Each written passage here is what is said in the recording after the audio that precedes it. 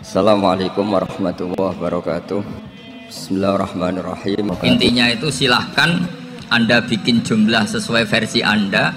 Yang penting Anda jangan kampanye kalau itu perintah Kanjeng Nabi Muhammad SAW. Karena kalau kamu atasnamakan Nabi kemudian jumlahnya sampai 800 berapa? 800 juta, berarti Nabi mengajarkan masyakoh pada umatnya. Jadi cukup yang riwayat itu di sini hanya 100 sama 1000. Jadi kalau jumlah tadi untuk 7 apa? Turunan. Jadi kamu harus ditutup dengan doa, ya Allah, semua itu bukan untuk saya tapi untuk 7 turunan. Tolong catat ya Allah. Karena itu. Jadi artinya gini loh ya, orang Indonesia yang sering mempraktekkan Ataqosomadiyah itu bukan tanpa dalil. Ternyata dalam madzhab Maliki, saya masih ingat ketika mbah saya kandung, bapaknya bapak, asmane Mbah Nur Syam, itu wasiatnya minta dibacakan 4000. Yang baca pas itu ya bapak sama anak-anaknya. Dan kemudian alhamdulillah zaman akhir itu mulai agak ngawur. Kalau ada acara itu wong liya kon maca anake mlebu metu gak melok maca. Itu keliru, saya jamin itu keliru. Saya sering kalau mimpin di rumah, kalau yasinan di tonggo-tonggo kok anaknya gak maca, saya keluar. Bapakmu wong liya kok kon maca, kata saya gitu. Jadi itu menurut saya itu yang jelas. Saya sampai ngisi begini, yang ada riwayatnya itu idza mata ibnu adam in qata amaluhu illa min salasin shadaqatin jariyah au ilmin yuntafa'u bi awaladin sholihin yatullah. Itu tidak ada di hadis au kiyayin sholihin yatullah. Yang ada itu awaladin apa? Sholihin. Jadi anaknya harus ikut, kalau tidak ada usah, kata saya. Akhirnya anaknya udah wedi, nggih Gus nggih. Akhirnya tak kei jagung paling akeh, kula mendet sithik. Wong aku ora anake kok. Kadang-kadang enggak, orang lain baca buahnya, anaknya mau mlebu metu mau enggak manggakno tamu mbek rokokan. Itu harus ditobatkan itu. Keliru itu. Karena nasnya bukan awqiyayin sholihin tapi awaladin sholihin. Ini bukan provokator, ini memang ya harus seperti itu. Barokahnya baca ini, dialog-dialog orang pilihan ini akan tersibak. Karena tidak dalam semua kebaikan itu nggak ada logikanya, rata-rata ada logikanya. Misalnya begini, kalau Anda orang soleh, kemudian anak Anda pamit mau sekolah di Jerman, pilihan Anda mengizinkan apa enggak? Karena potensi jadi fasik ya tinggi, karena di tempat-tempat mas. Potensi berdakwah dari daerah yang untuk daerah yang tidak ada dai-nya menjadi ada. Itu mesti ulama itu berdebat. Misalnya punya anak pamit mau kembali atau keluarga. Yang satu cara berpikir optimis. Awal ada dai di beberapa negara Eropa itu ya barokahnya imigran, pekerja, mahasiswa. Dan semua itu bumi Allah, harus ada tasbih, harus ada tahmid. Dan itu harus dimulai dari kemauan atau mengizinkan anak asuh kita ke sana. Tapi di sisi yang lain potensi jadi fasik itu tinggi sekali. Pemana iman pas-pasan. Nah hal-hal seperti ini itu pasti jadi perdebatan. Dan kita harus menjawab. Dan tadi kayaknya di semua Basul Masail Pondok Salafiyah jawabnya pede semua, nggak ada ragu, nggak ada khilaf. Baguslah kalau pede. Meskipun nanti mungkin ada ulama lain yang cara berpikir apa? Berbeda. Sehingga ini saya cerita ya. Sehingga di kitab-kitab fikih, misalnya saya kok hidup di Bali sudah punya komunitas ngaji. Itu kok saya pindah ke Sukorejo sini. Banyak ulama yang mengatakan haram. Karena membiarkan bumi Allah yang sudah pernah ada orang yang sujud kemudian ditinggalkan kosong dan kemudian dikuasai orang yang tidak sujud. Jadi dianggap itu pembiaran. Jadi banyak di kitab Qalyubi, sarahnya Mahalli, jika ada seorang muslim yang hidup di negara orang kafir, dia nyaman, tidak dapat teror, itu nggak boleh lagi pindah ke negara Islam yang sehat. Karena takutnya li Allah yastau liyal kafir tilkal buk'ah, supaya bumi itu tidak dikuasai orang kafir. Jadi ini hal-hal yang para fuqaha itu harus berdebat. Karena ini masalah-masalah furu'iyah. Sehingga mulai dulu ya banyak ulama yang nyun sewu berpolitik. Mulai Wali Songo sampai sekarang alhamdulillah yang minat banyak. Mungkin bedanya ikhlas sama tidaknya. Tapi kalau Saya pernah dikeluhin utusan dari ya komunitas lah, komunitas Islam Indonesia itu dulu itu ceritanya banyak yang dari Kamboja. Dari kalau dulu orang cerita itu orang Cempa. Itu setelah di Indonesia besar Wali Songo dan Brawijaya 5 itu sudah mulai oleng. Itu singkat cerita mereka berpikir ingin bikin kerajaan apa? Islam di Demak Mintoro dengan raja pertama yaitu Raden Fatah, karena Raden Fatah ini putra Brawijaya. Padahal setelah jadi kerajaan ini era cucu sudah konflik berebut kekuasaan, akhirnya sampai jadi Jipang, jadi Jogja, jadi Solo dan seterusnya. Tapi kata Mbah Mun itu tetap barokah kata. Karena orang Islam terus terbiasa mimpin, sekeliru-keliru sidik sebagai orang Islam biasa mimpin. Sehingga zaman Mbah Hashim ya sudah mimpin Masumi, zaman Ki As'ad pengaruhnya besar, sampai sekarang Kiai-Kiai pengaruhnya besar. Nah barokahnya Kiai-Kiai pengaruh besar ini sampai moral jadi ukuran. Misalnya sekarang ada calon bupati kok nggak sholat itu pasti kalah. Jadi sholat itu jadi tolok ukur untuk calon apa? Bupati. Meskipun mungkin punya efek pura-pura sholat, tapi nggak apa-apa lah. Sementing moral ini jadi ukuran. Sementara yang di Thailand, di Patani, itu karena dulu pelajarannya tasawuf itu orang nggak ambisi mimpin dunia, tahu-tahu dipimpin dan akhirnya nyuwun sewu ya saake Islam-Islam yang dulu terlalu tasawuf karena nggak punya pengalaman memimpin, akhirnya lazimnya konsekuensinya hanya dipimpin. Tapi Islam Indonesia beda karena kulino mimpin itu akhirnya dari orang Islam biasa menjadi Islam yang sholat sampai Islam yang bisa ngaji itu bisa mimpin negara. Tentu yang paling populer dimulai Gus Dur. Jadi ini sesuatu yang barokahnya istihad para kiai, sementing Islam kulino mimpin. Sehingga di Indonesia itu barokahnya itu, kebaikan itu jadi tolok ukur. Ada orang kok terkenal koruptor atau terkenal nyuwun sewu selingkuh atau terkenal apa itu pasti tidak jadi. Karena moral itu menjadi tolok ukur. Dan itu adalah politik para kiai. Jadi ini saya cerita dan itu negara juga akhirnya untung karena seleksi agama sama negara itu sama-sama kiai ya bilang negara harus dipimpin orang soleh, negara juga bilang seperti itu. Nah, ketokohan-ketokohan para beliau-beliau ini yang maulah bekerja sama dengan Umarok. Kita tahu dulu Pak Harto ya rawuh ke sini ketika Muktamar 84, rawuh ke Ki As'ad, ketika mau kembali ke Khittah juga dirembuk oleh ulama dan Umarok. Dan akhirnya ini menjadi negara yang alhamdulillah semoga selalu menuju baldatun thayyibatu wa rabbun apa ghafur. Nah, kemudian di sini saya tabarruk dengan Said Muhammad, gurunya Kiai Haji Azaim. Saya mau cerita tentang amaliyah tadi. Saya sebetulnya nggak niat bacakan bab itu, gara-gara ada khataman jumlahnya banyak saya jadi pusing. Ini panitianya tanya, khatam betul apa enggak? Iya Gus, khatam betul. Tapi kayaknya saya tidak yakin itu. Karena saya ini kan dari pondok tahfidz itu. Biasanya anak khataman itu ya rada bodoni itu. Wes diwaca buanter sing nyemak ya mendelok pojok tok. Mergo kebanteren. Nah, akhirnya lafat-lafat yang di tengah itu enggak di apa? Baca. Tapi ya semoga dimaafkan Allah lah. Yang jelas itu enggak. Tapi saya mau cerita ya. Jadi cara berpikir Said Muhammad ini nanti juga saya teruskan di Ma'had Ali. Ini saya baca ya. Di antara yang diyakini madhab Malikiyah, ini saya baca saja teksnya.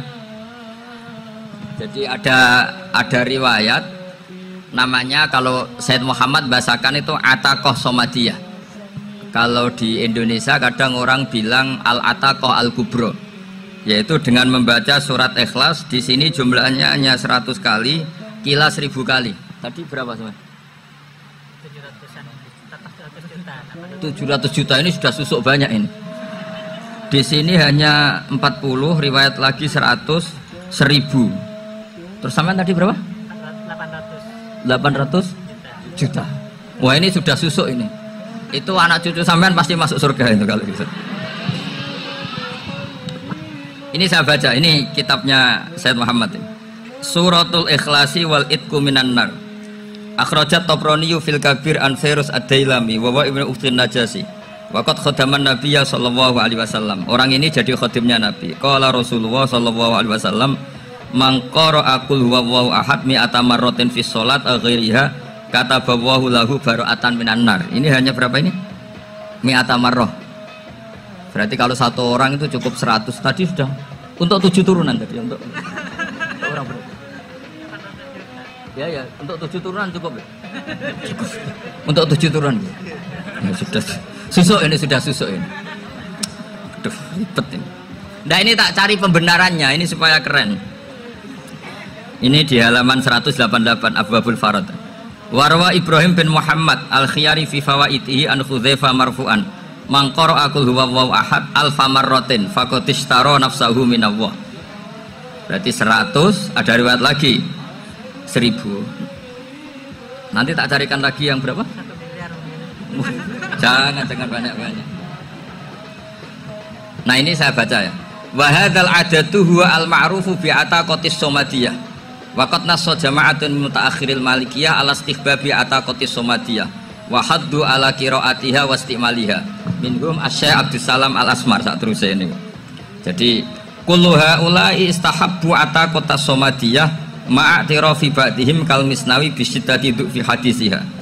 I'timadan ala anna hadza minal fadha'il allati yutasahalu fiha.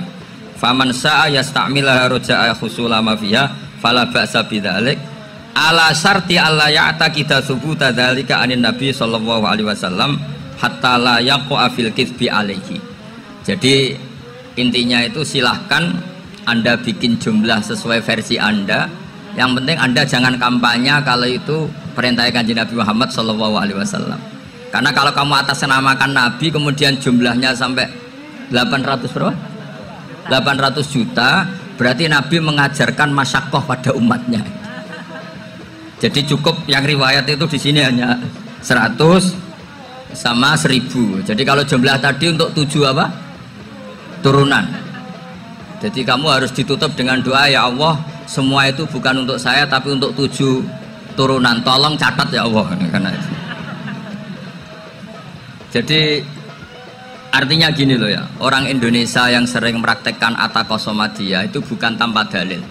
Ternyata dalam mazhab Maliki, saya masih ingat ketika mbah saya kandung, bapaknya bapak, asmane Mbah Nur Syam, itu wasiatnya minta dibacakan 4000.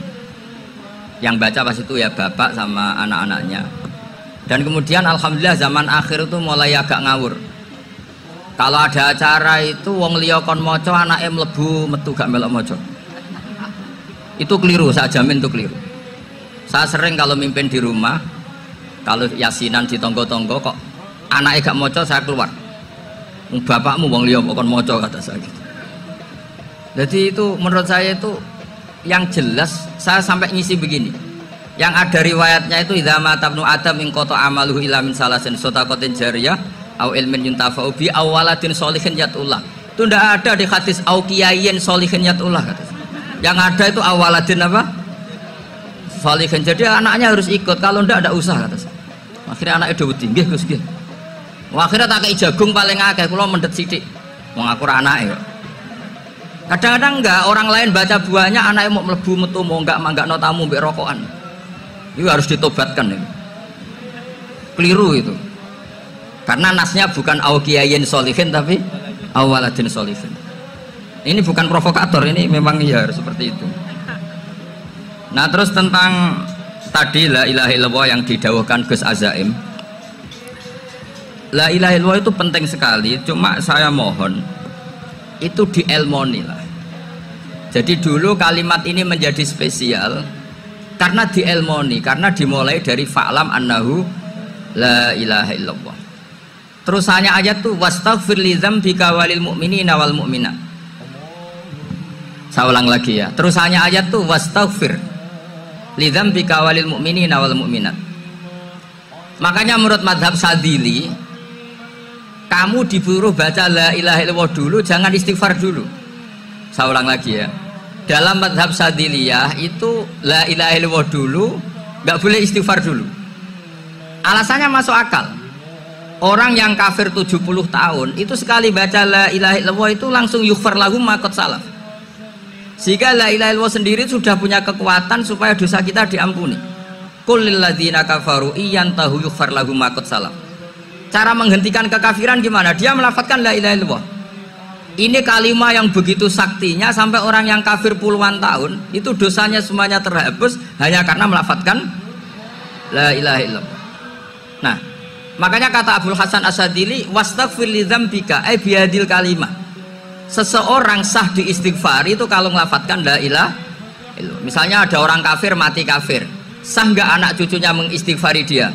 Tidak sah karena belum melafadzkan la ilaha illallah. Makanya kata Abdul Hasan Asyadzili, wastaghfir li dzambika ay bihadil kalimah. Sehingga lafadz ini spesial betul. Tapi kadang-kadang beberapa mursyid cara berpikir lain. Ini kalimah thayyibah harus dibaca orang suci, sehingga mendahulukan apa? Istighfar. Untuk supaya pas ngelafatkan kalimah thayyibah sudah dalam keadaan apa? Suci. Itu juga masuk akal. Tapi secara meyakinkan saya sendiri lebih mengikuti manhajnya Abil Hasan Asyadzili karena alasannya tadi, yang kafir puluhan tahun saja langsung luntur dosanya karena melafatkan la ilaha illallah. Artinya la ilaha illallah sendiri sudah bagian dari istighfar. Nah, ya tadi buktinya fa'lam annahu la ilaha illallah terus wastaghfir lidzambika walil mu'minin. Jadi orang sah diistighfari itu setelah dipastikan sah tauhidnya. Jadi setelah tauhidnya sah yaitu la ilaha illallah baru sah apa? Diistighfari. Sehingga orang kafir, saya ulang lagi, orang kafir yang mati kafir anak cucunya tidak boleh apa? Tidak boleh menistighfar. Terus saran saya kedua, la ilaha illallah itu filosofinya itu nafyun li uluhiyati ghairillah wa isbatun li uluhiyatillah wahdah. Filosofi la ilaha illallah itu gimana? Menafikan semua selain Allah itu tidak Tuhan dan hanya menuhankan Allah semata. Nah itu caranya gimana? Caranya kita harus terbiasa ini, karena tadi saya dibilangin panitia ini rata-rata mustameknya atau mustamiatnya ini santri. Caranya gimana? Dilatih pakai logika. Saya berkali-kali cerita kalau ngaji, saya sekaligus kampanye. Allah itu Tuhan yang begitu fair. Untuk menjadi Tuhan Allah mempersilahkan, ada kualifikasi Tuhan. Jadi boleh dikompetisikan, itu boleh kata Allah. Gak apa-apa kamu ngaku Tuhan gitu kata Allah. Tapi nak ngaku pangeran itu paling gak ya direputasi lah. Ada verifikasinya.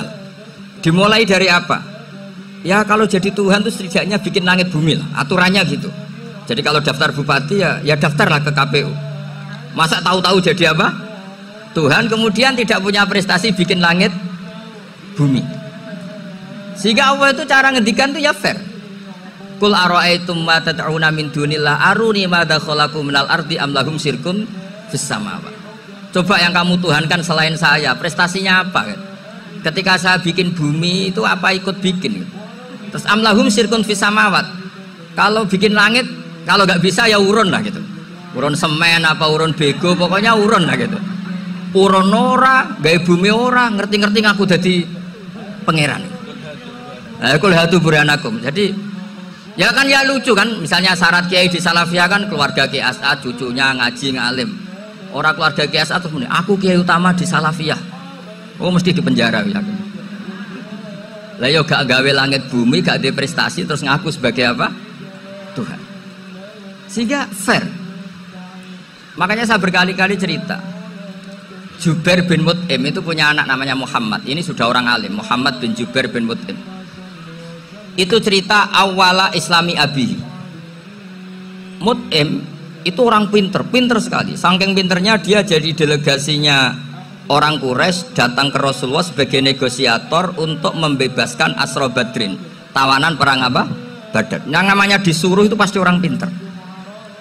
Tapi apa yang terjadi ketika nginep di masjid? Karena zaman itu gak ada hotel, nanti jadi geger. Orang musyrik nginep di masjid hukumnya gimana? Bahsul masail tok. Zaman itu mau tidak mau. Kalau sekarang kan ada hotel, kiai juga punya wisma. Apa yang terjadi? Orang ini cerdas sekali. Dan delalah Nabi pas sholat maghrib itu baca watur wa kitabim mastur sampai am khalaqus samawati wal ard. Ya kalau kamu jadi Tuhan ya setidaknya menciptakan langit bumi lah. Namanya jadi Tuhan ya ada persyaratan kan? Paling tidak punya reputasi menciptakan langit bumi. Atau kalau jadi Tuhan setidaknya reputasinya itu nggak diciptakan yang lain. Am khuliqu min ghairi syai'in. Ini jadi Tuhan kok punya bapak, punya ibu. Ini jadi Tuhan kok lahirnya di bumi, ada tanggal lahirnya, ada tahun. Masa jadi Tuhan kok dulu buminya? Pokoknya walhasil tuh. Akhirnya Nabi ketika salam sholat maghrib, dia datang, ya Rasulullah, akalku habis oleh ayat yang barusan kau baca. Sudah saya Islam saja. Argumentasi selain Allah Tuhan itu batal. Itu. Nah, saya mohon santri-santri salafiyah itu baca Quran sampai seperti itu. Jadi jangan hanya khataman banyak-banyakan maksudnya. Ini bukan nyindir, ini ngamuk ini. Jadi ya khatamannya tadilah 1000 atau berapa lah, jangan banyak-banyak. Juga kasihan malaikat yang nyatet kan. Wong baru subhanallah alhamdulillah aja di teks hadisnya abad al malaikah kan ditetek. Itu baru subhanallah alhamdulillah itu sudah mencapaikan malaikat. Makanya saya wiridan tuh arang-arang kasihan malaikat karena nanti jadi itu ya ada madhabnya itu. Jadi kalau Gus Azaim sholat lama tak saingi sholat cepet itu sama-sama ada madhabnya. Yang cepet kayak saya tadi, setan pas tata-tata mau goda pas rukuk saya sudah itidal, mau goda itidal saya sudah sujud, pusing dia. Tapi jangan tiru, ini madhab yang agak-agak khusus lah, sudah cara orang Madura agak khilaf khusus. Khilaf ya, khilaf ini agak khilaf ini sudah. Tapi saya ingin lah, sampean kalau ngaji Quran itu dilatih berlogika. Jadi Allah itu fair, nggak apa-apa kalian ngaku Tuhan tuh nggak apa-apa, tapi tunjukkan prestasi kamu apa. Aruni madza khalaqu minal ardi am lahum syirkun fis sama. Am khalaqus samawati wal ard. Diulang lagi, am khuliqu min ghairi syai'in. Setidaknya kalau jadi Tuhan itu ya nggak butuh yang lain lah. Masa jadi Tuhan kok wujudnya saja butuh orang lain, butuh bumi, eksistensinya butuh makan, butuh minum. Makanya Allah cara meniadakan uluhiyah selainnya itu Allah itu redaksinya itu mengena sekali. Yaitu tadi dengan cara-cara seperti itu. Sebagian ayat disebutkan ma asyattuhum khalqas samawati wal ardi wala khalqa anfusihim. Wong Tuhan kok nggak punya reputasi bikin langit, bikin bumi, bahkan untuk menciptakan dirinya sendiri saja nggak bisa. Ya sudahlah, kamu nggak usah ngaku Tuhan, nggak level kata-kata gitu. Akhirnya terus ditemukan Tuhan yang sejati, yaitu wal awwalu wal akhiru wal zahiru wal batin. Nah, itu yang Mut'im ini tadi termasuk orang yang sangat cerdas sekali. Padahal itu bacanya bukan pas basul masail, enggak. Nabi pas sholat maghrib. Juga bukan pas ceramah, enggak. Tapi itu didengarkan. Makanya termasuk ini spesial untuk hormat saya kepada Ki As'ad. Makanya saya ini kalau mentasjek santri-santri ini agak sensitif, tapi sudah saya tidak perlu takut fitnah. Saya termasuk kenapa saya ingin jadi ahli tafsir, tentu yang membentuk itu Mbah Maimun dan bapak saya. Bapak saya itu hafal Quran kayak hafal Fatihah, saking senengnya Quran. Mungkin bisa kamu saingi. Itu adalah orang kafir itu bisa paham Quran. Itu sangat menyinggung saya. Orang kafir itu bisa paham Quran. Ketika Umar Islam itu karena mendengar apa coba? Mendengar apa? Quran. Dan itu masih kafir apa sudah Islam? Masih kafir karena kalimat-kalimat yang di Quran itu begitu jelas wal kitabil mubin sehingga didengarkan orang kafir pun tuh ngefek. Makanya ketika Umar datang ke saudari putrinya kemudian dengar Toha ma anzalna alaikal Quran apa? Litasqa, itu dia terus iman. Begitu juga Mut'im. Itu ketika dengar Nabi baca surat At-Tur ya langsung iman. Makanya kata Ibnu Jarir At-Tabari, kamu jangan pernah bilang gini, syaratnya paham Quran itu harus alim, harus gini. Lah nanti berarti orang kafir punya alasan di depan Allah, ya Allah, engkau ngandani kami dengan Quran yang nggak bisa difahami kecuali alim dulu. Lah saya alim gimana? Nggak pernah mondok gimana? Saya kafir. Jadi Artinya gini loh, kata Ibnu Jarir At-Tabari, Allah tidak mungkin mengatakan gini, ifhamil Quran bima la fahmalaka. Quran ini harus kamu fahami, sementara orang kafir karena lafadznya Quran khusus gak bisa memahami. Makanya Quran itu dibaca, itu banyak orang kafir yang menjadi muslim karena mendengar apa? Al-Quran, padahal kafir. Nah, termasuk tadi Muhammad bin Jubair bin Mut'im ini itu menjadi Islam ya karena mendengar Quran, padahal dia saat itu masih apa? Kafir. Karena tadi logika misalnya nggak paham secara lafadz Arab. Sekarang misalnya nyuwun sewu ada orang ateis, saya pernah didatangi seorang ateis yang nggak percaya Tuhan. Saya mau Islam Pak Ba, asal Anda bisa menjelaskan Tuhan itu siapa. Coba Quran dibaca secara makna, tidak secara lafadz tapi secara makna. Begini misalnya, ada orang ateis datang ke saya, Pak Ba, saya mau Islam, asal Anda bisa menjelaskan Tuhan itu siapa. Terus saya tanya, ini ngajak goblok-goblokan apa pinter-pinteran, kata saya. Terus dia jawab, ngajak pinter-pinteran Pak, saya ini doktor katanya. Maksudnya di akademiknya dia doktor, mungkin jurusan matematika atau apa, tapi di ketuhanannya jeblok. Terus tak tanya, kalau ini ada kertas, kamu suka ada rumusnya apa suka ada? Ya suka ada rumusnya. Kenapa ada kertas? Ya karena ada yang bikin. Nah kira-kira berstatus membikin atau membuat itu sesuatunya maujud apa enggak? Ya pasti maujud lah, pasti ada. Ya sudah, anggap Tuhan itu adalah sebab dari semua yang ada. Masa alam yang seperti ini, langit dan bumi ini maujudat, kemudian kamu katakan kholaqohal adam, bahwa alam raya yang maujud ini diciptakan oleh ketiadaan. Ya juga, berarti Tuhan itu ya? Ya itu yang namanya Tuhan. Lah mulai dulu kiai-kiai ngomong gitu kan saya Islam katanya. Jadi kiai-kiai itu kadang-kadang kalau dakwah pokoknya KBU digawe Tuhan. Beda dengan dakwanya orang-orang mantek. Orang-orang mantek itu kan nggak pernah nyebut Allah. Ini alam hawadis, labuda min muhdis. Meskipun mereka, lah muhdis ini menurut Islam namanya Allah, tapi sebetulnya kan nggak langsung bilang Allah. Jadi tak kasih tahu, alam raya ini mewujud nggak? Ya mewujud Pak. Bisa nggak sesuatu yang nggak ada menjadi faktor wujudnya yang ada? Ya nggak bisa, namanya nggak ada itu nggak bisa jadi faktor. Nah itu hebatnya ulama-ulama kita ketika mengenalkan Allah itu siapa?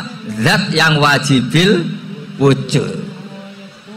Jadi kita ini kalah pinter ulama-ulama dulu. Ya alhamdulillah kalahnya sama ulama dulu. Kalau kalah sama ulama sekarang isen lah. Jadi ulama dulu sudah pinter. Pasti pertanyaan dasar manusia, hadil maujudat tuh man khalaqaha, siapa yang menciptakan? Kalau kamu langsung jawab Allah atau Tuhan, mereka pasti tidak nerima. Ya jawab saja, hadil maujudat mesti khalaqaha maujudun. Nah berhubung maujud ini berstatus pencipta, harus super. Nah super ini oleh ulama disebut wajibul wujud atau musabbibul asbab, yang oleh Islam dinamai Allah. Tapi kita langsung ngomong Allah, ya mesti aja bingungkan kan bagi yang bingung maksudnya. Ya saya mohonlah kalimat-kalimat la ilaha illallah itu diamatilah, diresapi sampai seperti penjelasan saya ini, sehingga punya kualitas ilmu. Karena syaratnya memang fa'lam, harus punya kualitas apa? Ilmu. Ilmu itu apa? Ma'rifatus syai' ala ma huwa alaih. Mengenal sesuatu sesuai detail-detail sifatnya sesuatu itu. Misalnya kalau Allah sudah jadi Tuhan, ya harusnya qabla kulli syai'. Masa Tuhan sama yang dituhani wujudnya dulu yang dituhani? Ditemukanlah sifat awal atau qadim. Makanya benar Gus Azaim tadi, kalau sudah bertauhid harus hafal akidah berapa khamsin. Dimulai apa? Wujud. Kenapa harus dikatakan wujud? Karena alam raya ini kadung maujudat. Hadhil alam maujudun. Masa maujudun khalaqahul adam, masa maujudat khalaqahul adam. Nah itu yang disebut am khuliqu min ghairi syai'in am humul khaliqun. Jadi saya mohon semohon-mohonnya, cobalah tradisi-tradisi lihat baru ayat ini dihidupkan lagi, sehingga kita baca Quran itu sekaligus menjadi orang yang sangat argumentatif. Karena Quran adalah kul falillahil hujjatul balighah. Dilatih. Jangan bosan dilatih. Makanya kalau saya baca ayat-ayat seperti itu, cek fair ya Allah itu. Fair betul. Enggak apa-apa saya punya pesaing kata Allah, tapi yang imbang dong. Pas aku gawe langit ya bantulah. Atau ada langit tandingan lah kira-kira gitu. Kalau saya bikin bumi ada bumi.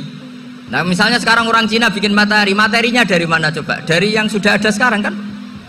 Tetap saja agak ikut bikin kan? Tapi kalau Allah bikin langit bumi minal adam minal wujud. Kalau mereka paling rekayasa yang sudah wujud di otak-atik. Nah harus sampai seperti itu. Sampai kata Gus Azim kul hatu apa? Burhanakum tadi. Jadi ini cara-cara kita untuk menguatkan iman. Aruni madza khalaqu minal ardi am lahum syirkun fis samawati. Terus kata Allah, itu nih bi kita bimin qabli hadza au atharatim min ilmin. Kalau kamu nggak setuju teori ini kata Allah, cari kitab suci versi Anda. Aturan jadi Tuhan itu apa coba? Ya tetap saja semua kitab suci akan mengatakan di mana-mana Tuhan itu pencipta langit dan bumi. Jangan yang lahir di bumi jadi Tuhan. Jangan Lata Uzza jadi Tuhan. Jangan karena sakti jadi Tuhan. Nah ini di sini pentingnya ilmu balaghah, ilmu mantek yang alhamdulillah di pondok-pondok kita masih diajari. Makanya kata mantek sebetulnya ilmu akal hanya menemukan hadil maujudat khalaqaha maujudun. Nah yang maujud ini siapa? Ya wajibul wujud. Nah kemudian Islam menamai ini Allah Subhanahu wa ta'ala. Makanya ulama dulu itu kalau ngendikan Allah itu siapa? Zat sing wajibul wujud. Itu filosofinya luar biasa. Karena dengan seperti ini bisa menafikan teori ateisme bahwa alam raya ini diciptakan oleh ketiadaan. Makanya saya bilang tadi ngajak goblok-goblokan apa pinter-pinteran gitu.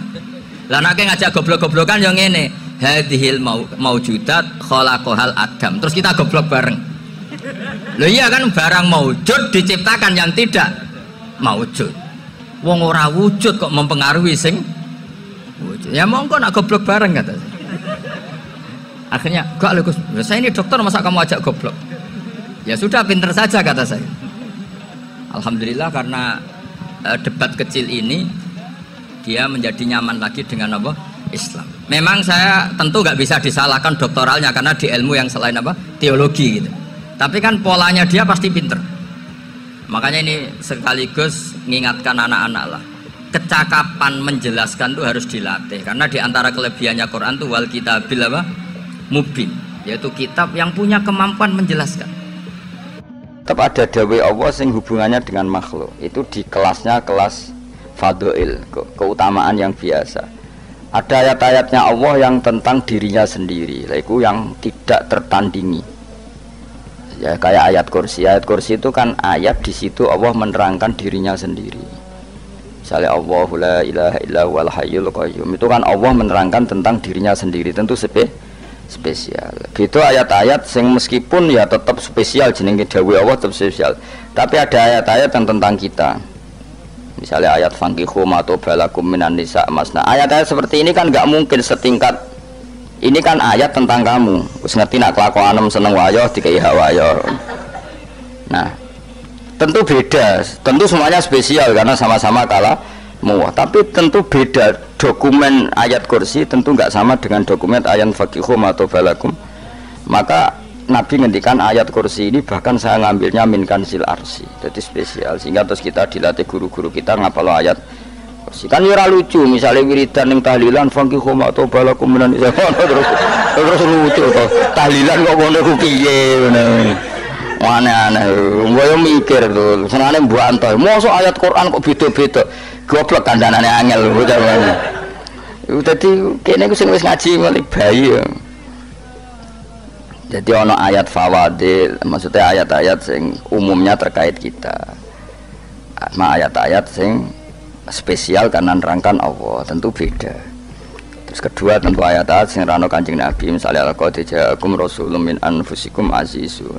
Terus baru ayat-ayat tentang kita. Nah, ayat tentang kowe ya waqul wasrobu kon mangan ngono. Nah misalnya terus tahlil terus waqul wasrobu.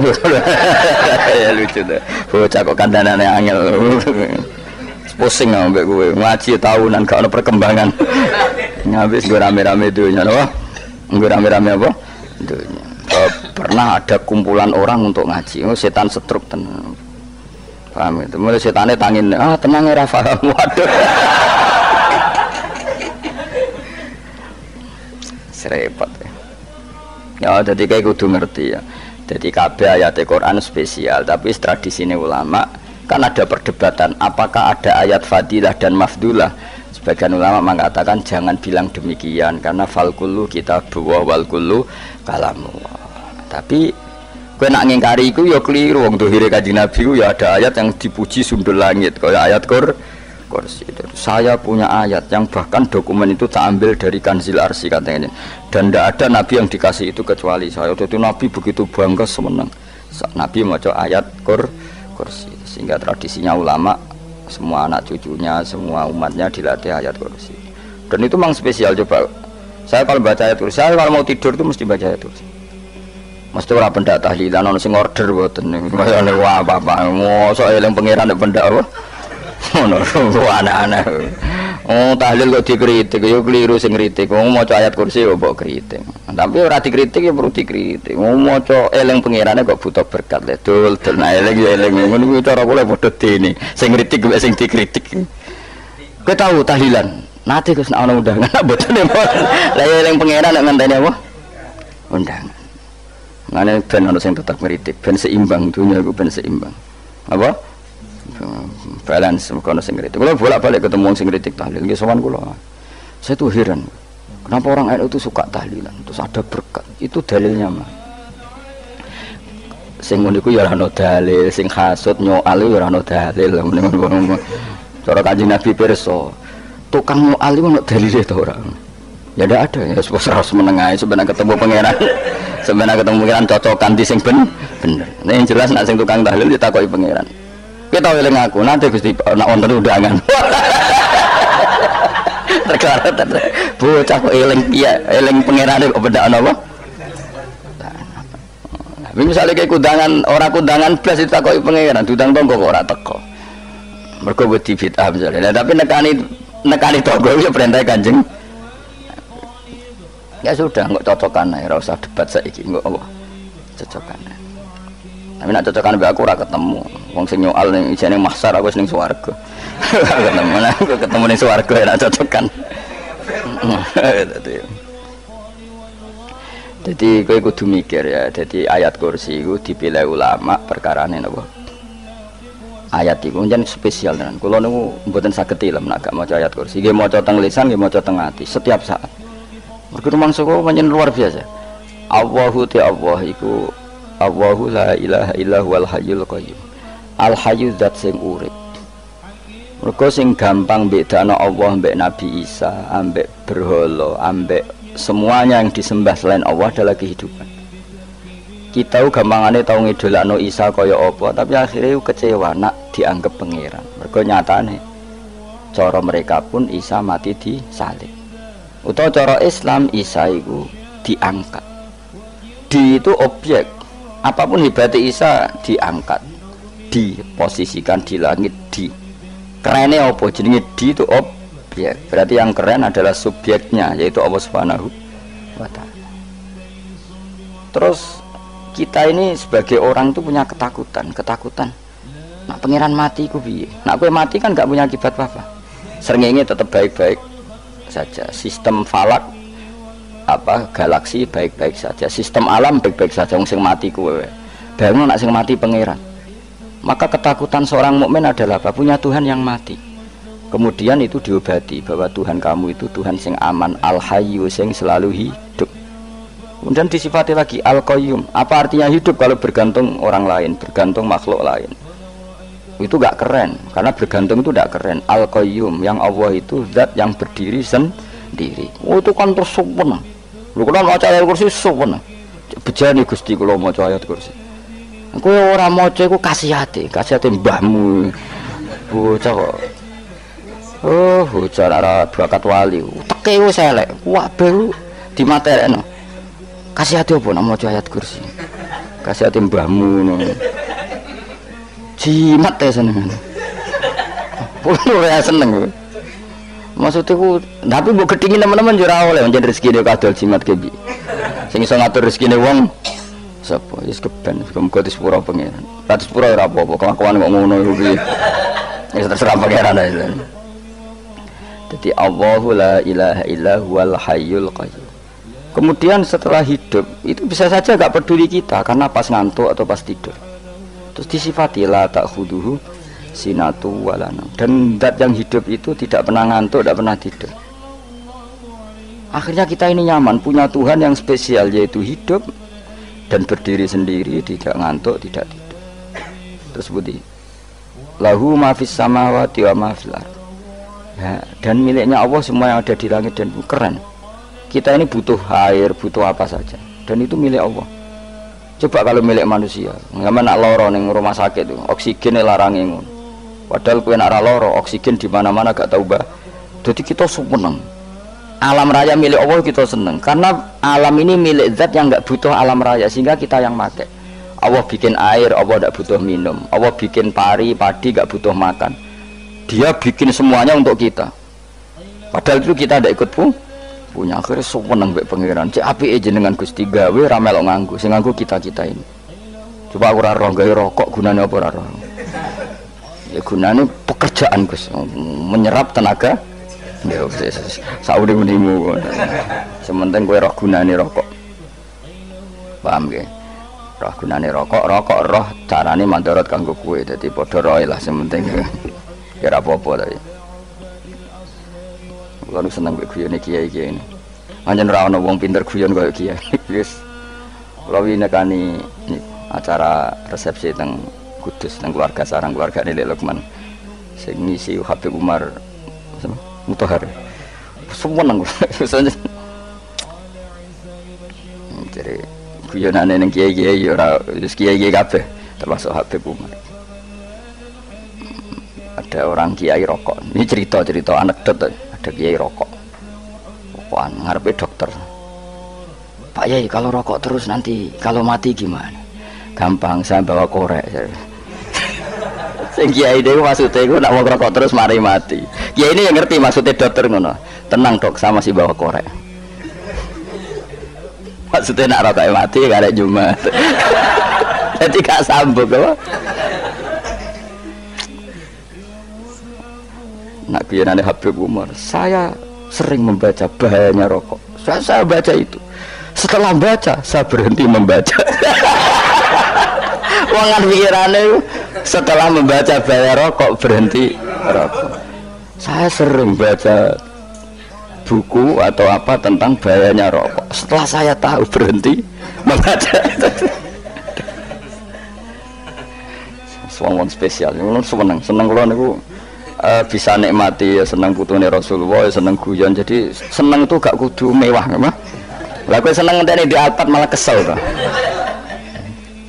Wah, dadi kula nang grup kata kiai-kiai sing seneng guyon sing sering. Mergo kula kuwatir saya umat ini punya kenikmatan lewat jalur maksiat. Mulane kula seneng ana kiai seneng guyon, bukan seneng papanya. Umat ini punya kesenangan yang tidak maksiat. Itu saja. Ya tentu ada kiai-kiai yang milihnya ada guyon supaya orang enggak uraan ya bagus. Wah sementing ikhlas. Wis syaratnya kabeh iku sementing napa? Ikhlas sudah ikhlas. Ya ora kudu spesial ikhlasmu ya ikhlas biasa lah. Kelas-kelas terilah sementing napa? Ikhlas. Saya sering baca bahayanya orang rokok. Setelah saya tahu bahayanya, maka saya berhenti baca. Wong lu kaget kabeh. Mergo pikirane wong wis berhenti. Ternyata saya sering baca bahayanya orang miskin. Setelah tahu bahayanya berhenti merasakan kemiskinan. Ya, jadi saya tahu bahayanya neraka. Setelah tahu bahayanya neraka maka saya berhenti.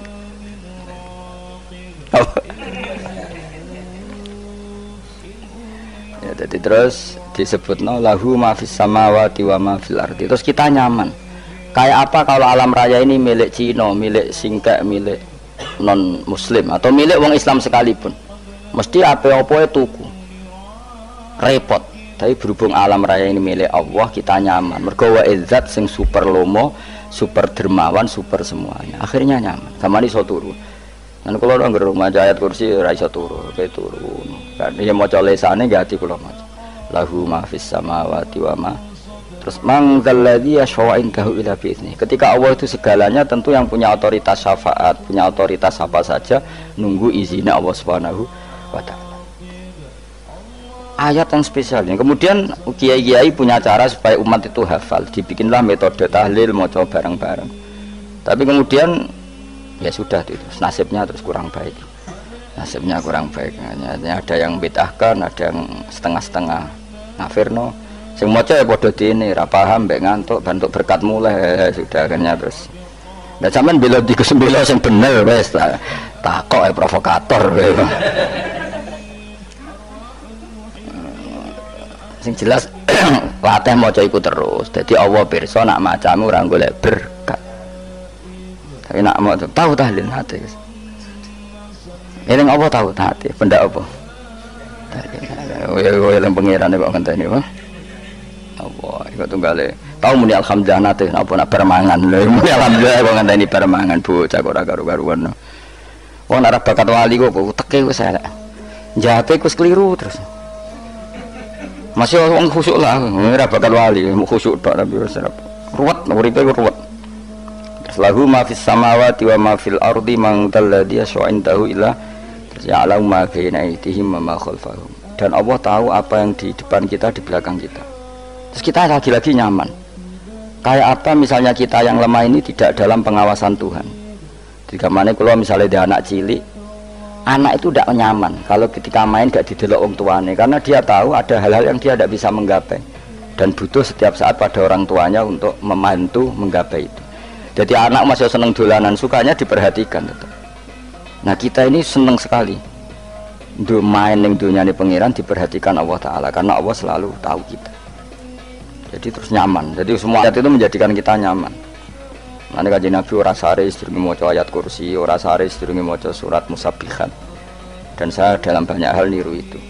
Nabi urung sare nek ora maca surat Hasyr. Nah aku ijazah iku kowe ora mungkin surat Hasyr ning juz pira kira roh kok dijazahno. Sing iku lho sing diakhiri sebuti law anzalna hadzal qur'ana ala jabalil la ra'aitahu khashi'am. Itu tapi mulai kok ngarep subhanallahi ma fis samawati wa ma fil ardi wa huwal azizul hakim. Terus waladhi akhrajal ladzina kafaru min ahli kitab. Ya bener subhanallah ma fis samawati wa ma fil ardi. Terus tak terusnya terus waladhi akhrajal ladzina kafaru min ahli kitab min diyarihim li awalil hasyr ma dzanantum ayakhruju wa dhannu annahum mani'atum husunuhum min Allah fa'atahum tak terusnya serang rapal. Akhirnya ya itu tadi terakhir apa? Ya'lamu ma baina aydihim wa ma khalfahum wala yuhituna bi syai'in min 'ilmihi illa bima. Dan seseorang itu tidak punya ilmu kecuali dengan kadar yang dikehendaki Allah. Bahwa kita ini selalu objek. Punya ilmu ya dikasih, punya rezeki ya dikasih, punya apa saja di. Sehingga status kita makhluk, statusnya Allah Khalik, statusnya Allah itu memberi, statusnya kita hanya penerima. Itu bahkan termasuk bab ilmu. Bab ilmu itu tahunya kita ya hanya diberi illa bima sadris wasya kursiyus samawati wal ardo, dan kursinya Allah itu meliputi langit bumi sehingga kita tahu wah keren. Terus wala yaudu hifdzuma, dan ketika alam raya sebesar ini Allah tidak pernah capek mengurusnya. Ya, sampean kok tak pasrahi gawe kok ngrumat srengenge, sampean ngrumat listrik omahmu lho kadang kabel pedhot dobe pedhot iku Allah ngrumat srengenge mulai digawe nganti saiki gak tahu mati, gak tahu bayar. PLN itu kon gawe 0, sekian gak tahu rusak setahun kon jamin ora ngare iso. Allah gawe srengenge mulai Nabi Adam nanti saiki ora tahu bengkelno. Oke gak tahu mikir ngono, jen rawali yo. Lah srengenge misale error terus pangeran ngumumno, leren sik 3 wulan lagi ditoto. Ya repot dul-dul. Ngono kok ora tahu mikir bocah kok. Ngono utek sing anut wali-wali itu teke waras. Menduwe ora di dhuwit sumpah di dhuwit seneng wis ngono tok pikirane. Ora tahu kagum mbek srengenge, ora tahu bengkel, ora tahu. Mergo emang ora bakat wali itu teke wis innalillahi wa inna ilaihi raji'un. Ngono kok do urip ngono-ngono. Habis ben urip pancen nang waya apa? Mati rame-rame apa? Untuknya nak ranoku ya sepi tenan. Karena wong gawa nasa ibad ngalor gitu. Ngaji sepeda dibayar paham yang mulai apa yang mulai Kok takoki bojone bar apa kaji. Mau Gus Pak nerangno apa? Delok rekamane. Ada dong. Tapi aku luwih seneng ngono timbang kowe nyimpul malah tambah keliru kabeh. Kulo niku paling asline paling ra cocok ngaji disimpul. Lha uteke beda kok nyimpul terus piye. Tapi dilarang piye niate ya seneng tapi didukung mesti keliru. Wong nyimpul keliru. Mergo mesti nganggo uteke dhewe. Wis ben kono rame-rame apa? Nduk. Kulo kadang mikir ya Allah. Saiki PLN ngurus listrik sa Indonesia iku dibagi-bagi per wilayah. Jogja tok kok Bantul tok iku wae bengkel. Apa nggih srengenge iku langsung bener terus. Nah wong bosan dikei bengi ben ra ketemu srengenge digenti bulan nek enak. Kok bosan matahari, bosan rembulan ana mendung wis turu. Diamuk bojo lah laudan selali. Sekarang itu segampang itu ngatur dunia itu segampang itu. Paham ya? Jadi enak lah pokoknya urip wis enak, pokoknya kabeh anut pangeran wis enak. Wala yautu khifruhuma wa huwal alil azim terus turu. Semun Gusti kula tak tilem seteng dunia baik-baik saja. Sopan nang pangeran. Lah maca ngene kok ngenteni kundangan. Kok kon dadi wali kuwi. Lah sing ora hafal ayat kursi terus ngritik. Ora hafal. Bid'ah ngono. Wis hafal lose wis darah di bitalas penting kowe hafal ayat kursi sik. Hafal? Ndak. Ya kayak apal sih terus lagi bid'ah ora apa-apa. Dadi mergo ngono. Kaya kula misale biar aku rada bener, mergo ora tahlilan dah yo maca. Kula yo bingung ngadepi jenengan belondi padha ora jelas e. Yo ayat kursi ku waca. Nah, tentu ayat yang seperti ini kan enggak mungkin kualitasnya setingkat nyuwun sewu ayat waqulu wasrobu. Makanya banyak ulama sampean delok teng kene itqon teng kitab-kitab tetap ada ayat sing spesial, ada ayat sing spesial tapi tentu nggak sekelasnya. Jangan kamu katakan atas bawah nanti suul adab bekala muwah, tapi tentu spesialnya ayat kursi itu tentu super karena menerangkan Allah sendiri. Sementara beberapa ayat menerangkan hak kita sebagai manusia, misalnya waqulu wasrobu, tentu kualitas fadhailnya beda. Tapi jangan katakan klasmen, jangan, karena kurang sopan dengan kalam wah, tapi tetap beda. Makanya Nabi ngendikan ayat 3 apa loco nak petur woco di mana-mana woco. Oh, Nabi begitu bangga dengan ayat kursi. Akhirnya kena bakul ditulis di paham apa?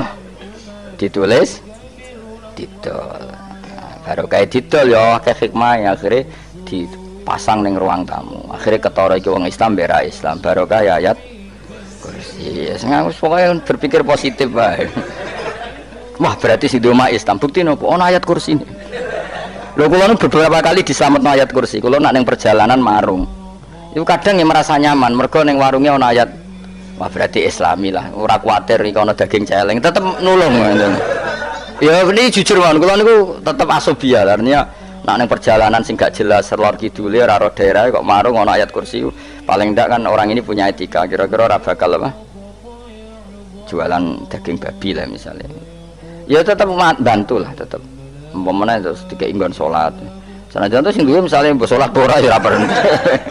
Ya aja suudon ngono wis anggap ae mosok masang ayat kursi kok. Ya sih gitu. Kan lumayan ada perangkat yang itu. Akhirnya ya bakule payu ayat kursi ini sing di omah ya payu promosine iki Islami, sing blonjo ya nyaman wis padha enake lah. Ayat kursi ini sing ngenes mergo dienggo. Ya tapi ya ndak lah.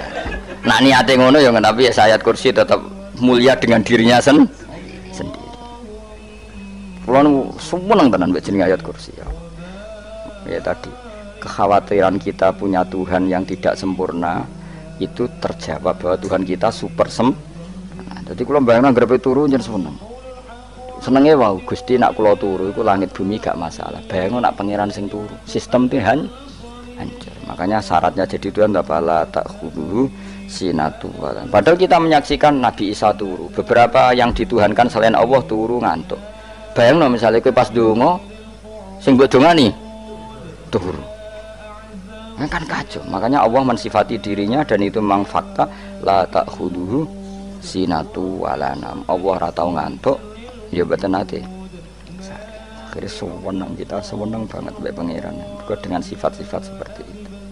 Akhirnya raditu billahi napa rabba wa bil islami dina. Raditu billahi napa rabba wa bil islami dina. Raditu ridho ingsun billahi lan rabban sebagai pangeran. Aku ridho banget, seneng banget Allah sing dadi pangeran. Muga mau pangeran liyane Allah ya kacau tenan. Nanti pangeran terus turu. Terus ngantuk, nak ramangan lemes kan pusing. Apapun hebatnya Nabi Isa misalnya buat pangeran ya pusing. Kadang pas sare, dungani tenan juga boleh pas apa? Sare yo ribet. Tapi kita di pangeran sing la tak khuduhu sinatu wala bil islami dinan. Wa Muhammadin sallallahu alaihi wasallam rasulan wa nabiyan wa bil Qur'ani hukman wa imam. Dan kita ridho Quran sebagai panduan hukum lan dadi imam. Imam panu itu. Mulane kula nangger jamak takdim angger kira-kira wis setengah pitu kita jamak nak pas lunga.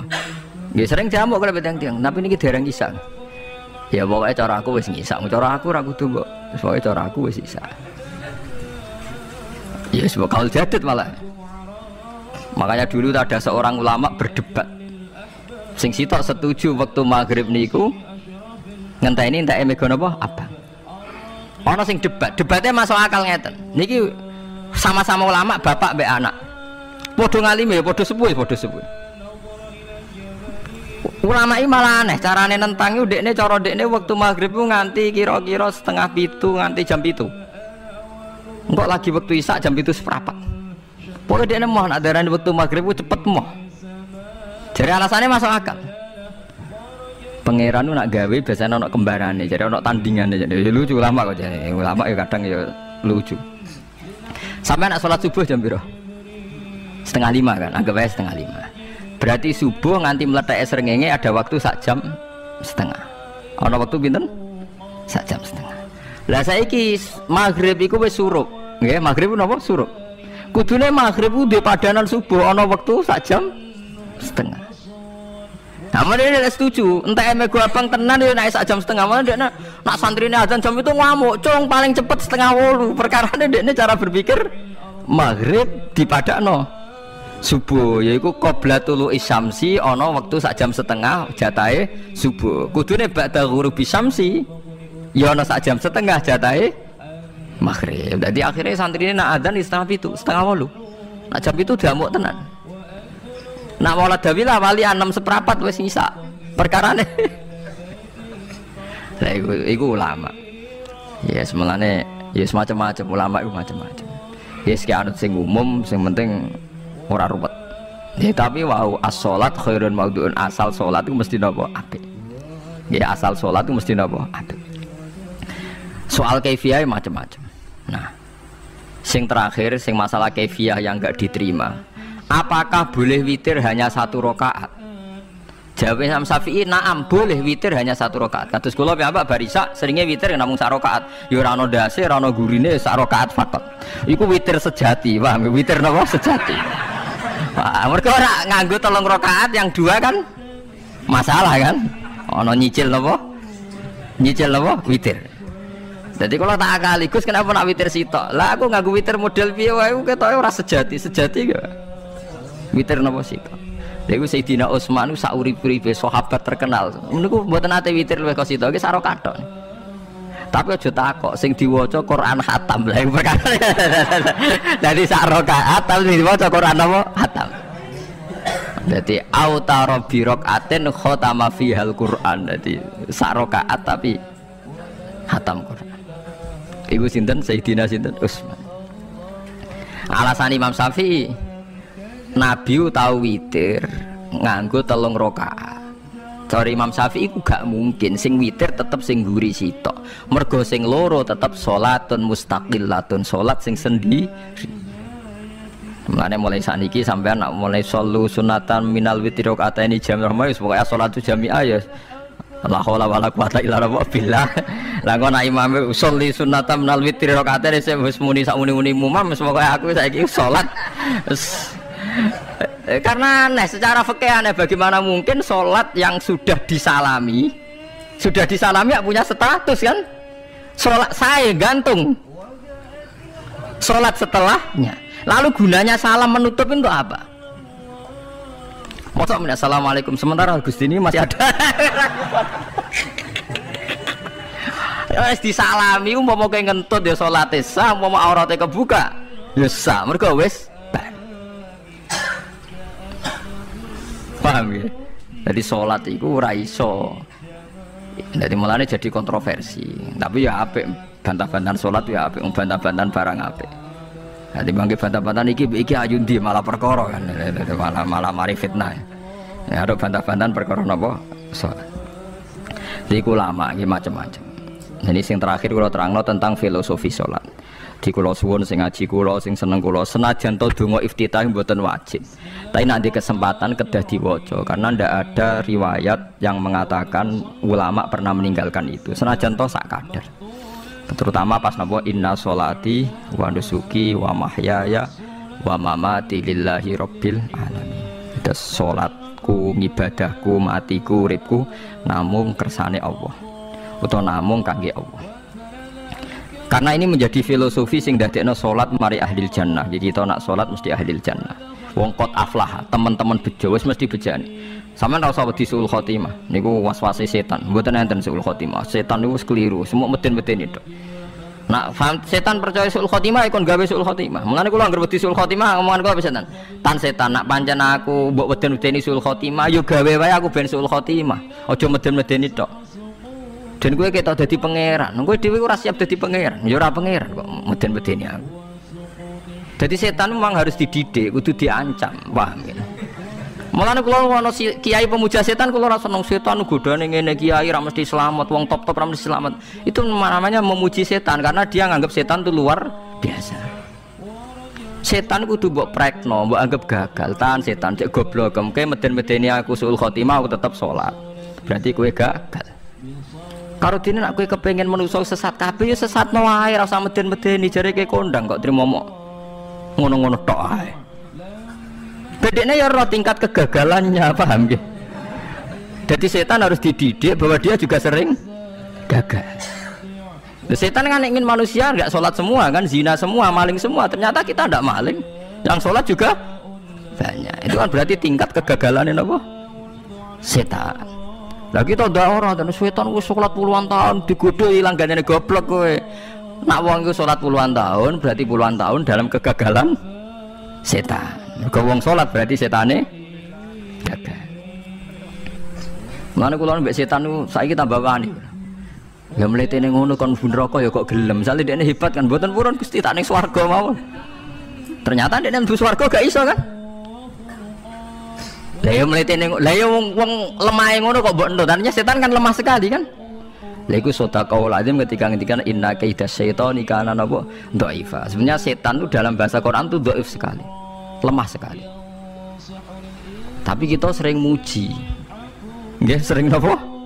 Sering muji. Darani setan hebat, wong wali, wong alim kadang digodho kena. Ya soal kena cara kena akeh ra kena ngono wis akeh napa? Akeh mboten napa? Kena minimal ngeten lho sampean. Tapi kula nate Gus kepengin tahajud ra sido tahajud berarti setane menang. Tapi setan ora sekedar kowe kepengin ra tahajud, kepengin kowe kafir. Kamu mau kira tahajud tenan iku ya setan isih rugi kok. Tapi kowe jek Islam tapi jek mlebu swarga, kepengin iku nganti apa? Kafir. Jebule kowe ora kafir kan? Mulane ana ulama nak tangi turu gak tahajud, ndekne nangis. Angger kae gak tahajud nangis. Terus matur mbek pangeran, Gusti kenging napa kula mboten kasil tahajud. Ambek pangeran dingendikane ngene, teng kitab Al-Minanul Kubra karangan Imam Syaroni. Kowe ku ulama kok bento. Sing nurokno kowe sapa? Nggih jenengan Gusti. Sing maringi tangi sapa? Nggih jenengan. Lah wis anggap ae kabeh kersaku, ora kersane setan. Wis bar. Mulane aku lara mati tahajud keterusan ya tenang mawon kula duwe ilmune, kowe ulama kok bento. Sing nurokno kowe sapa? Nggih jenengan Gusti. Sing nangene sapa? Nggih jenengan. Lah iya, sak kabeh ku sing ngersakno aku ridho ra wis bar jan. Mulane nek nak tangi ra di tahajud nggih ridho mawon. Apa meneh bedino.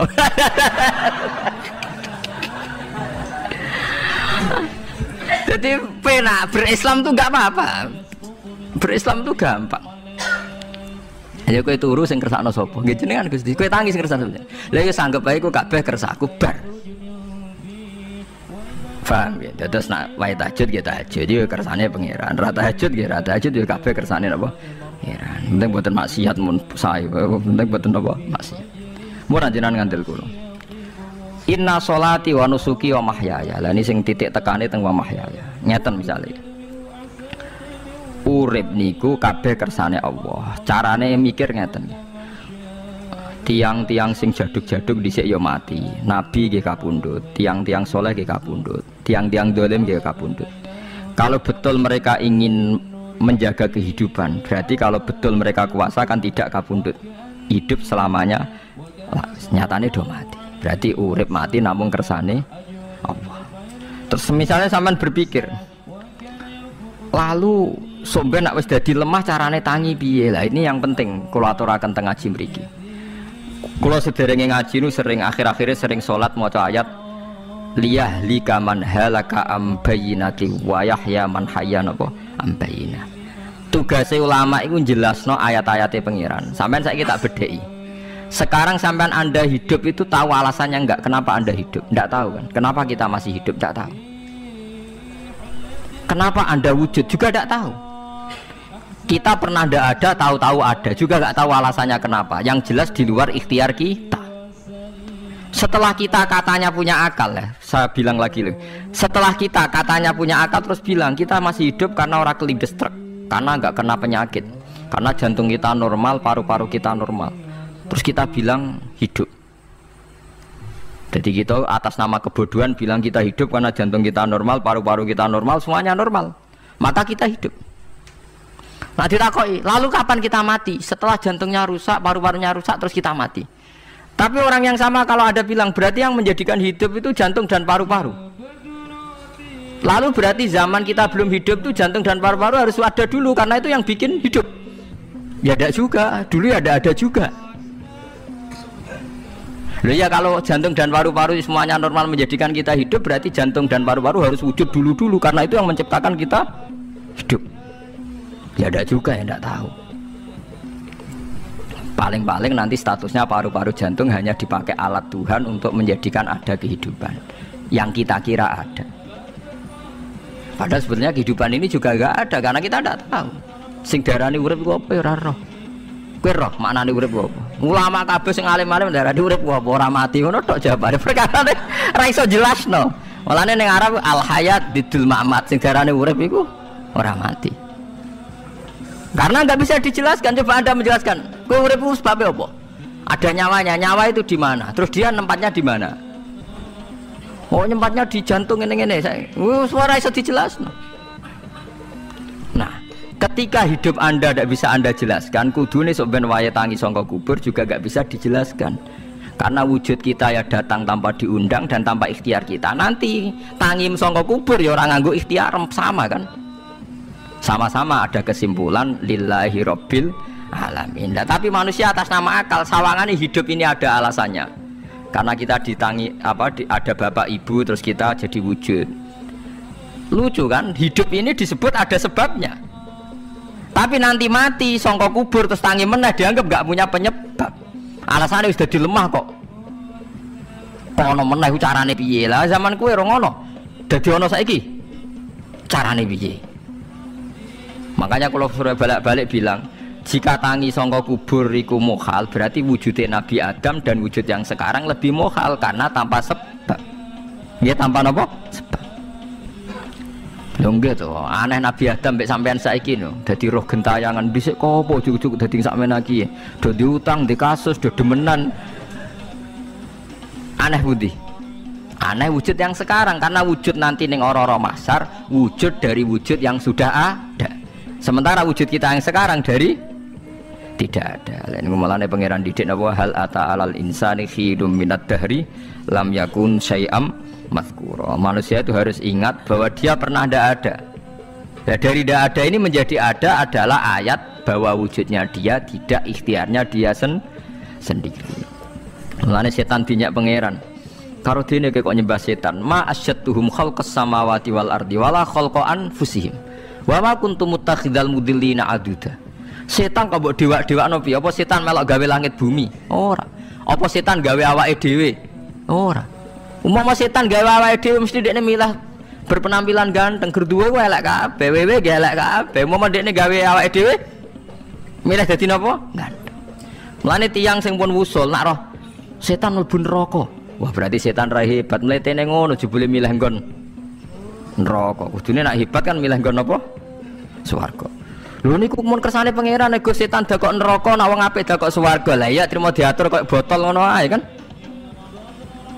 Hanya jika Anda bilang wis kersane pangeran setan dakok neraka, berarti setan mau koyo botol, koyo watu sing ditata sing duwe. Berarti setan ndak siapa?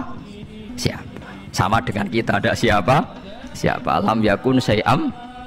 Lah nek ora ngerti siapa-siapa terus wusul inna sholati wa nusuki wa mahyaya wa mamati lillahi rabbil alamin. Dadi urip kula mati kula sedanten ikhtiar kula namung kagungane napa jenengan. La syarika lah pun mboten enten tiyang sing sinten mawon mboten enten sing ngatur niku.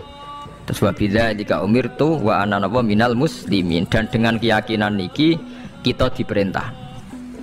Jadi donga iftitah senajan to mboten wajib, tapi itu filosofi dalam hidup. Kersane jenengan napa nggih delok donya nu pun bar. Urip ya kersane pangeran, ya mati kersane pangeran. Mula kadang nggih mikir, aku nek mati, bar mati jebule gak kiamat-kiamat tak kesuwen cah ngenteni atusan napa tahun misalnya. Anda tidak usah khawatir begitu. Zaman Nabi Adam nganti bapak amak wis saiki 7.000 tahun. Kok ora protes mbek pangeran? Terlambat Gusti saya menyaksikan dunia karena 7.000 tahun yang lalu.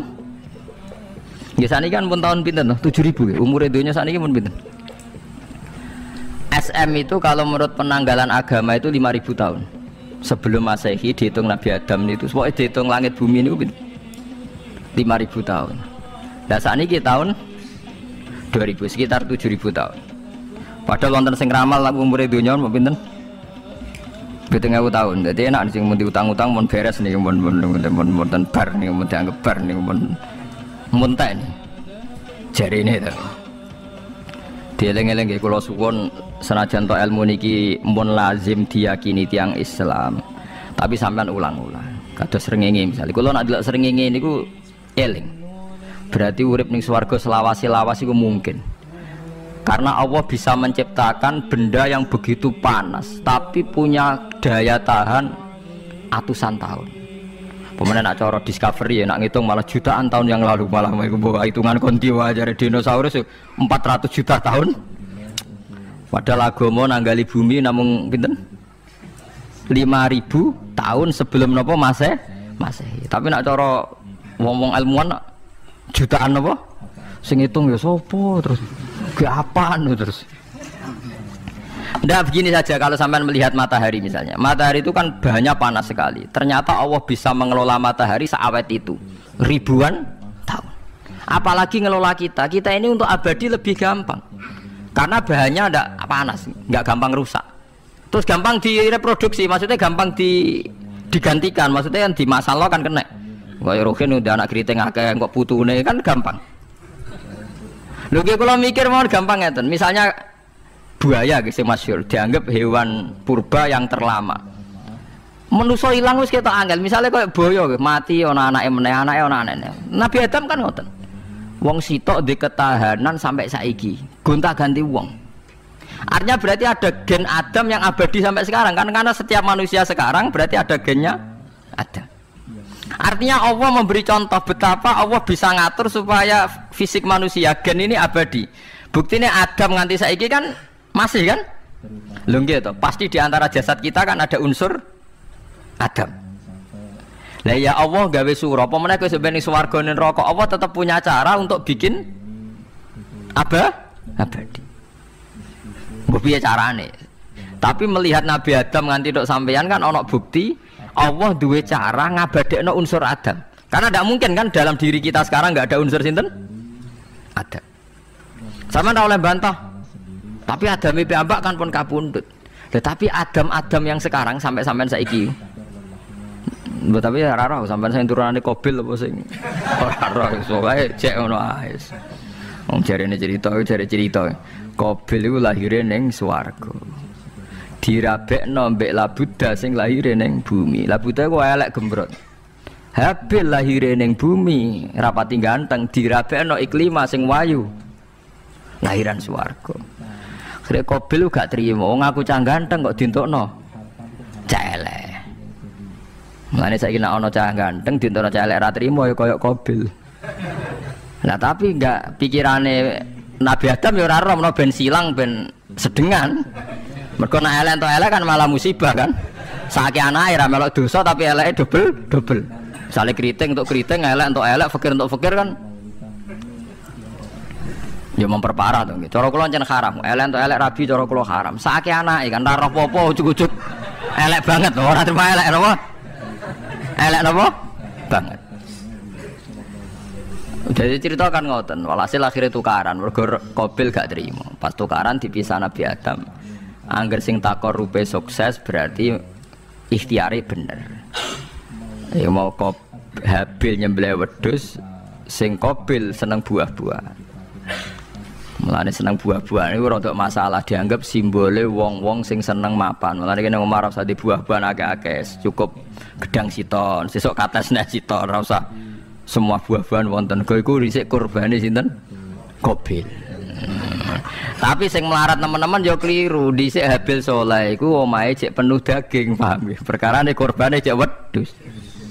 Ora pitik, mergo bedigasan pitik niku. Jadi ada sebuah toriko sing ngaramno anak buahe mangan pitik. Perkarane wong ku kelakuane kaya sing dipangan. Ya repot ta ngoten niku. Repot. Ya repot lah ngono terus ya repot. Berarti nek sering mangan welut tak bulet.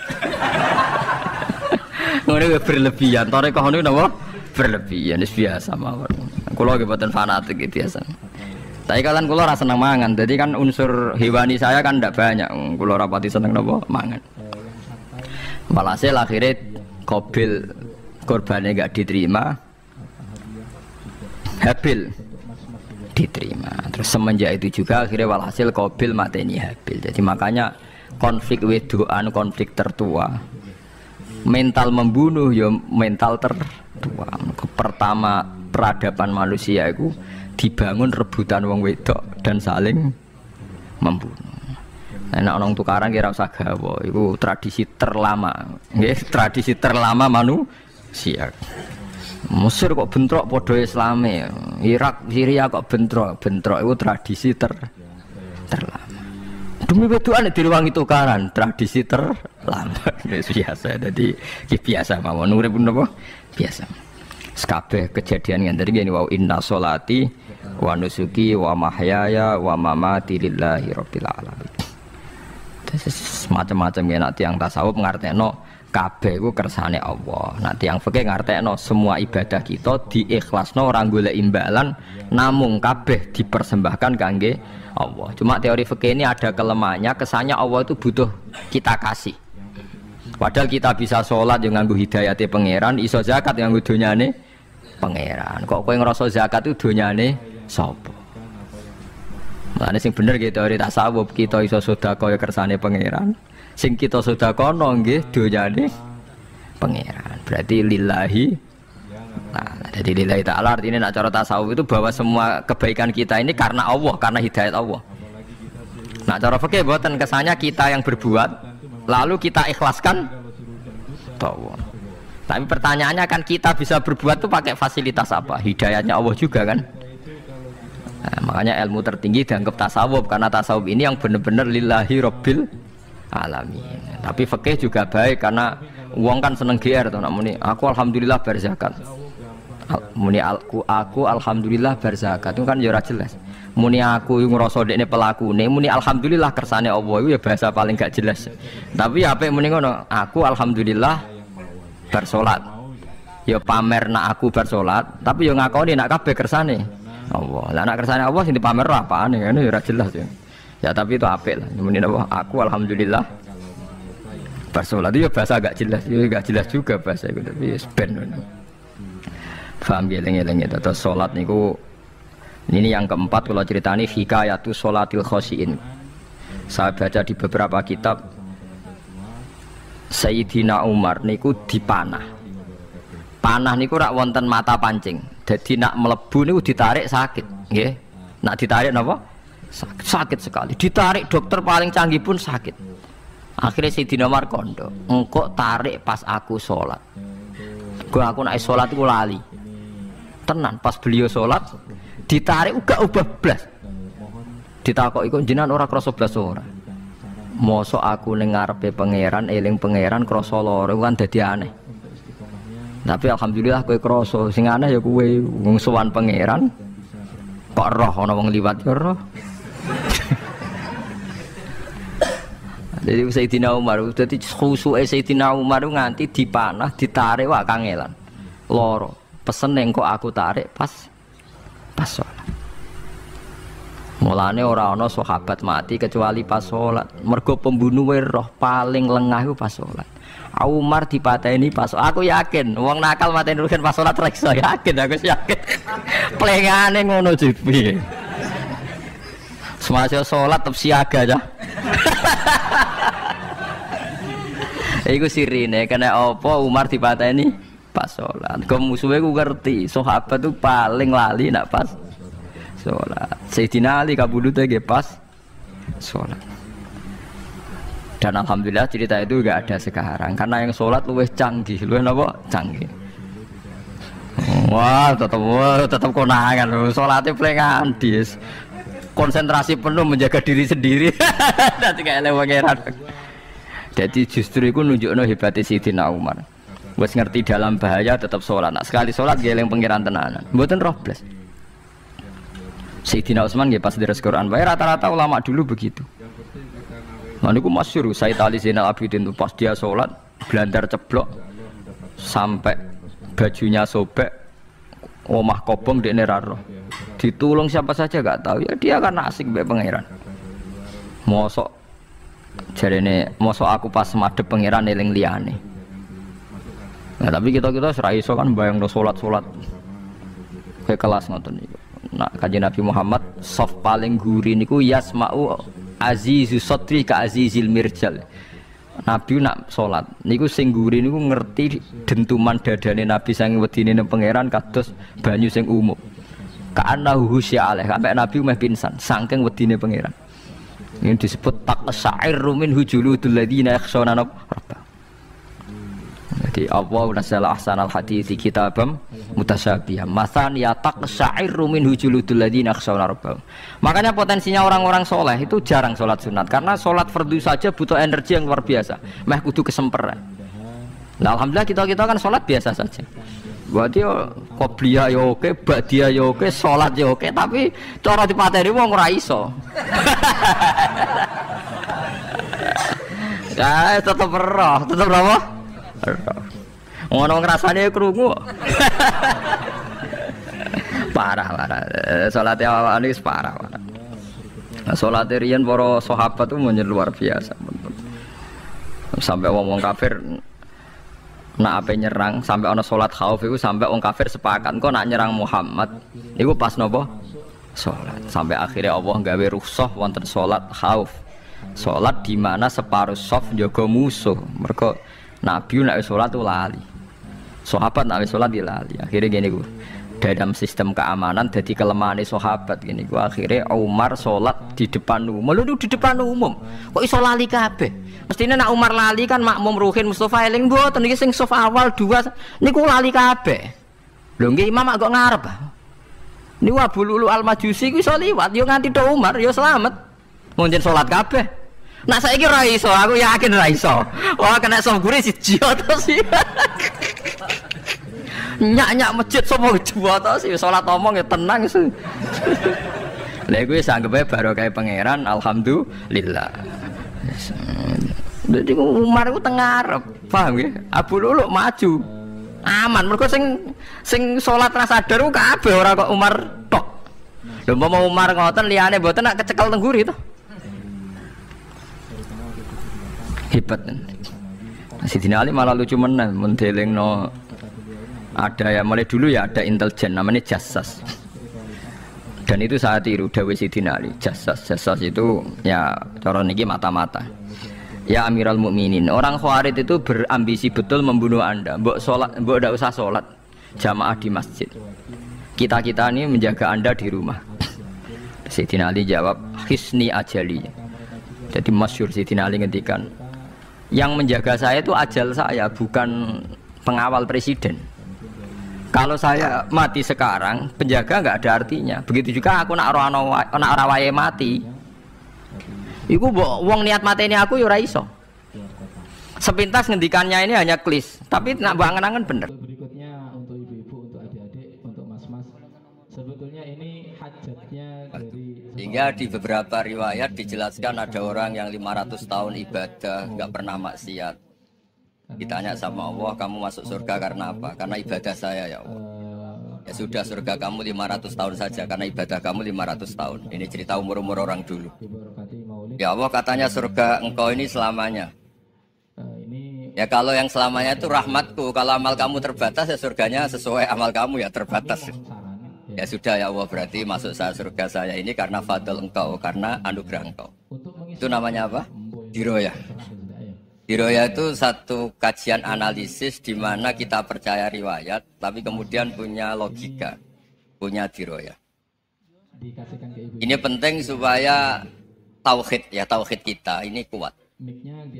Jadi dulu ada orang yang sangat cerdas, namanya Jubair bin Mut'im. Dia saking cerdasnya, juga kaya, juga tokoh, dikirim sebagai delegasi pembebasan Asra Badrin, tawanan Badar.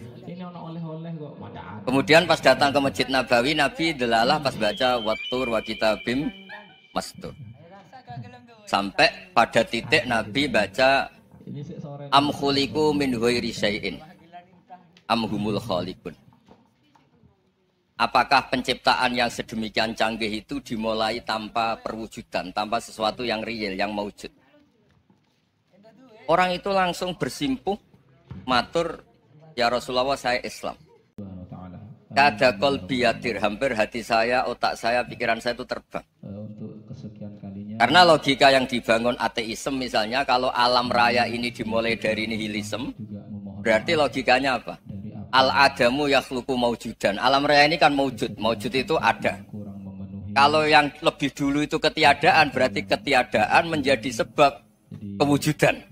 Kalau dalam bahasa Arab itu al-adamu yakhluqu maujudan. Sesuatu yang harusnya nggak jadi faktor karena ketiadaan menjadi faktor sesuatu yang nyata. Itu kan nggak masuk akal. Ya kalau alam raya ini ada al-adam sing yasbiku maujudan, berarti alam raya ini al-adamu yakhluqu maujudan, sesuatu yang tidak ada menciptakan yang ada. Dengan logika itu terus kita ngaji, diajari sama guru-guru kita, sifat dasar Allah itu maujud. Wallahu maujudun qadimun. Terus masuk. Yang harus distatuskan pertama dari Allah itu apa? Maujud, wujud. Karena dengan wujud ini layak menjadi penyebab adanya alam raya ini. Sehingga ketika kita menolak paham nihilisme atau ateisme, paham tanpa Tuhan, tanpa pencipta awal, kita punya diroyah. Bahwa tidak mungkin ketiadaan ini menjadi sebab perwujudan alam raya ini. Yaitu am khuliqu min ghairi syai'in. Masa alam raya ini diciptakan tanpa sebab yang nyata, yaitu wajibil wujud. Siapa itu? Allah Subhanahu. Begitu juga menyangkut sholawat. Orang boleh beda pendapat tentang redaksi sholawat. Ada yang sholli ala Muhammad, ala Sayyidina Muhammad, Nabi Muhammad. Monggo lah masalah redaksi saja. Tapi setelah dianalisis, Nabi itu Pak Rektor jadi Nabi setelah Nabi Isa saking dihormatinya sampai dituhankan. Juga jadi Nabi yang ada cerita masih hangat, orang Yahudi itu bunuh Nabi. Jadi yang satu mendudukkan Nabi sedemikian tinggi sampai kayak Tuhan, yang satu menjatuhkan Nabi sedemikian rendah sampai dibunuh. Kayak apa susahnya jadi Nabi Muhammad SAW. Kemudian dengan gampang Hadaddin agama ini bikin syariat yang bernama sholawat. Redaksinya monggo lah sesuai tradisi masing-masing. Allahumma sholli ala Muhammad, Allahumma sholli ala Sayyidina Muhammad, ala Nabiyina Muhammad, monggo. Tapi yang jelas redaksi ini kalau di diroyah dikaji, Allahumma itu Tuhan, Tuhan itu pemberi. Wa Muhammadun wa in jalla qadruh abdun min ibadi. Muhammad apapun tinggi derajatnya tetap berstatus hamba. Sehingga agama ini terjaga oleh syihotus sholawat. Agama ini terjaga oleh redaksi sholawat. Yaitu Allah tetap pemberi sebagai Tuhan yang enggak tersaingi, la syarikalah. Rasulullah Muhammad wa injalla qadru, apapun prestasinya, bisa mi'raj, bisa apa saja, tetap seorang hamba yang butuh muhtajun ila rahmatih. Jika redaksi Allahumma sholli ala Muhammad ini mengukuhkan yang Tuhan tetap Tuhan, hamba pilihan tetap hamba pilihan. Tentu dengan redaksi ini kemudian kita mendudukkan Nabi benar-benar posisi terhormat. Yaitu orang yang paling berhak dapat askat tahiyat, mendapat penghormatan Allah paling tinggi, yaitu Rasulullah Muhammad SAW. Dan itu diulang-ulang oleh Allah. Subhanalladzi asra bi abdi. Status hamba ini diulang. Lagi-lagi ini bernama diroya. Bernama apa? Contoh ketiga misalnya fihi ayatum bayinatum maqamu Ibrahim. Dulu orang Yahudi itu ada diskusi masif. Syaratnya Nabi itu mbah-mbahnya harus Nabi, harus keturunan Nabi. Kemudian semua Nabi rata-rata di Palestina, di Syam.